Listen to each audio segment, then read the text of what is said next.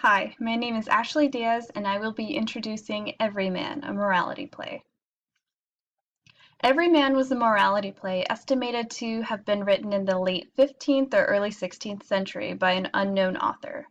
The Norton Anthology of English Literature explains that morality plays were didactic literary works produced by the church or those deeply connected in the church in order to bring the masses back into the clerical fold in a time where society was beginning to explore science over religion. People were focusing more on their personal life journeys as opposed to living their lives strictly to glorify God. This movement over the church detracted from not only the power the church held, but also their revenue. British fiction introduced the morality play with The Pilgrim's Progress. Bunyan's Ministries introduces The Pilgrim's Progress as authoritatively regarded as the preeminent popular literary product of the English Puritan era. Bunyan's vivid allegorical medium was simply a means to an end, namely the saving embrace of the gospel truth. According to literarydevices.net, the moral or didactic lesson that this allegorical poem intends to instruct is that the road to heaven is not easy and full of obstacles. Moreover, a Christian has to be willing to pay any cost to achieve his salvation. Besides, a man is full of sin, but this does not stop him from achieving glory. Unlike other morality plays during the Middle Ages that used comedy, Everyman was a serious depiction of values meant to be observed. The use of morality plays helped reinforce the importance of remaining in the church. The Cambridge Guide to Literature in English describes the morality plays that took their inspiration from the sermon and treated the problems and dilemmas confronting man. Their form was usually allegorical, with abstractions such as mercy or justice and envy or lust representing the opposed forces which accompany man in his progress through life. Every Man was written to represent just that, every man. The characters of the play represent different aspects of every man, using allegory as typical in morality plays. As defined by the University of Cambridge Glossary of Literary Terms, allegory is the saying of one thing and meaning another. Sometimes this trope works by an extended metaphor. More usually it is used of a story or fable that has a clear secondary meaning beneath its literal sense. Professor John Stacy of Barstow College summarizes Everyman in a brief lecture.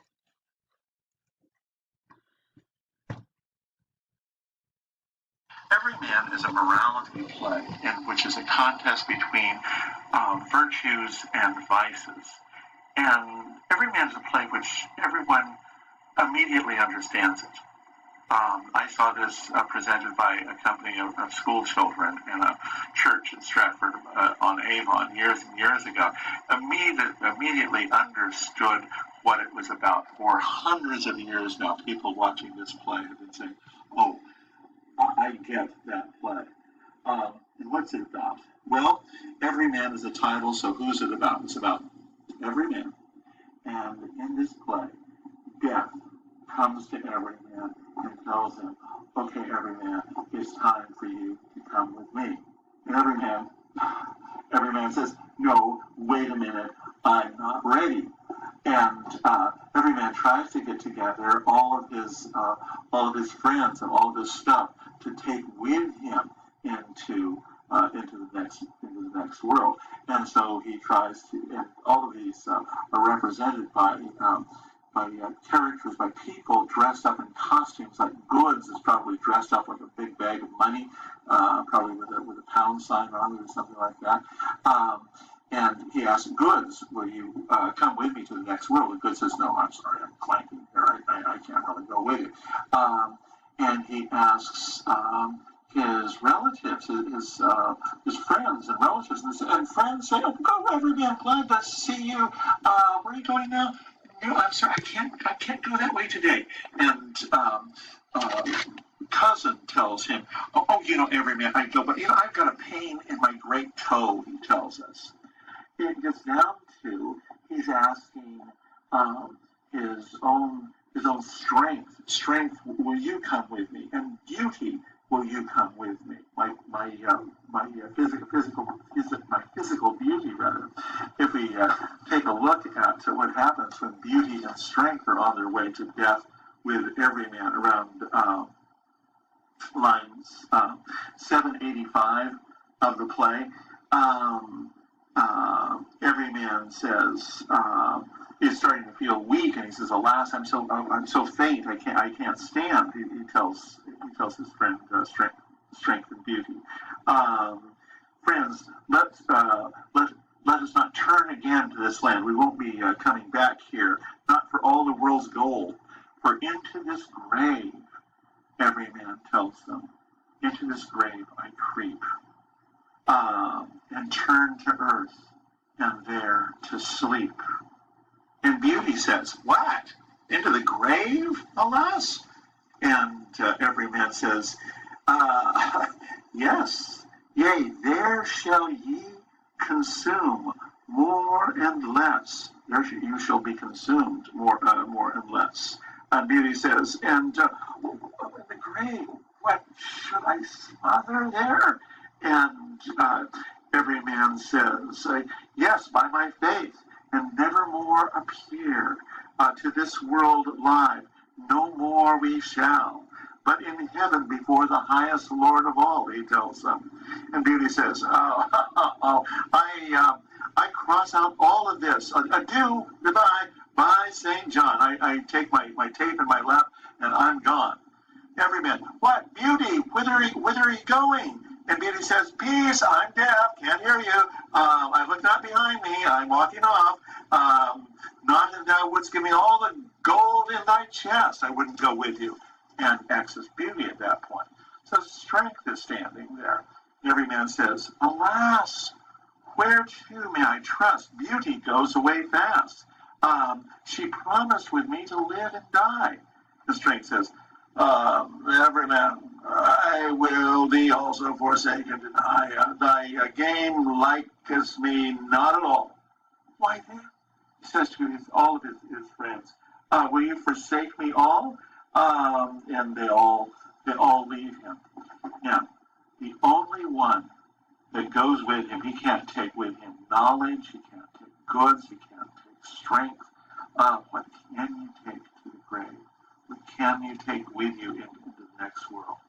There's only one that accompanies him all the way. Good deeds. And his good deeds are very weak, very small, very shriveled, but nonetheless, good deeds is the one that accompanies him to the grave. And as I said, it's a play that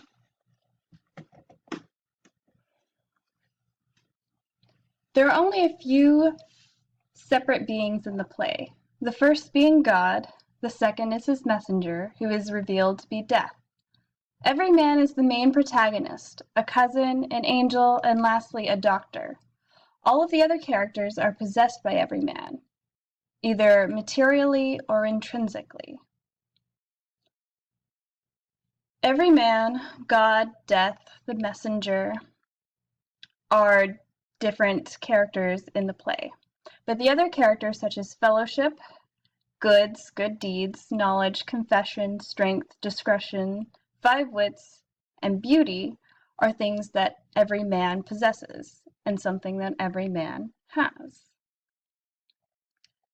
The play centers around Everyman and his negotiation with death, on what aspects of his life will be judged by God. An article by Julie Paulson states, "When Death explains that he is here to take Everyman on a long journey to make his reckonage before God, Everyman's incomprehension is humorous, even as it reveals him to be deeply unready for Death's summons. He asks Death, 'Should I not come again shortly?' This exhibits the reality of mortality.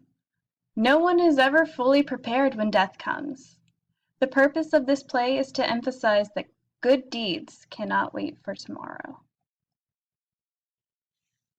Thank you for listening to my introduction to Everyman, a morality play from the Middle Ages. If you haven't read this play, I highly encourage you to. It is an excellent rendition of morality plays from the Middle Ages, the late 15th and early 16th century, and it's something that I very much enjoyed researching and presenting to you today. Thank you very much.